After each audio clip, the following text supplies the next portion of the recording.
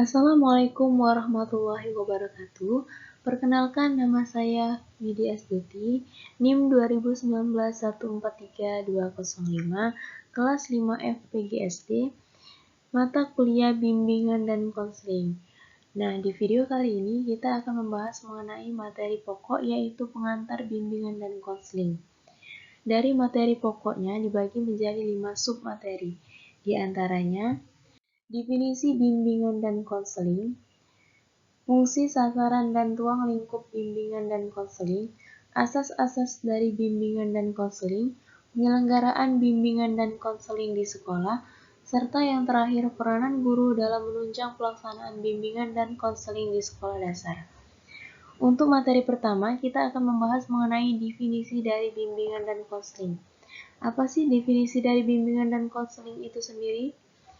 Manajemen dalam konteks pelayanan bimbingan dan konseling atau BK dapat berarti proses perencanaan, pengorganisasian, pengarahan, dan pengawasan aktivitas-aktivitas pelayanan bimbingan dan konseling, serta penggunaan sumber daya lainnya untuk mencapai tujuan yang telah ditetapkan.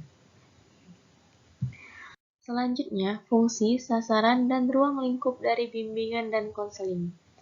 Dari segi fungsi dibagi menjadi 5 fungsi, yaitu fungsi pemahaman, fungsi pencegahan, fungsi pengentasan, fungsi pemeliharaan dan pengembangan, dan fungsi advokasi. Dari segi sasaran, yaitu ditujukan bagi seluruh siswa.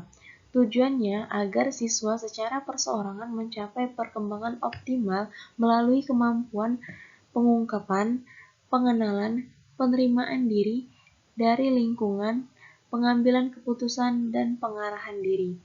Dari segi layanan, yaitu pengumpulan data, pemberian informasi, penempatan, konseling dan bentuk layanan lainnya, alih tangan atau referral, dan penilaian serta tindak lanjut.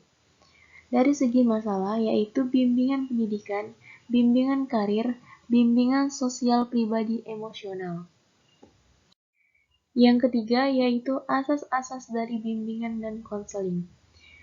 Ada 6 asas dari bimbingan konseling, yaitu 1.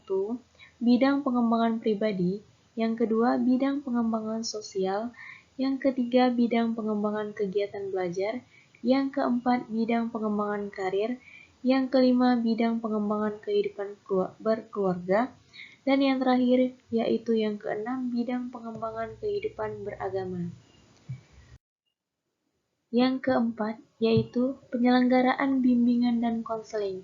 Penyelenggaraan bimbingan dan konseling di sekolah dasar dilaksanakan berdasarkan hasil pemahaman terhadap peserta didik. Teknik yang dilakukan guru dalam memahami peserta didik adalah melalui tes, observasi, dan wawancara. Penyelenggaraan bimbingan dan konseling di sekolah dasar dilaksanakan secara terintegrasi dengan proses pembelajaran.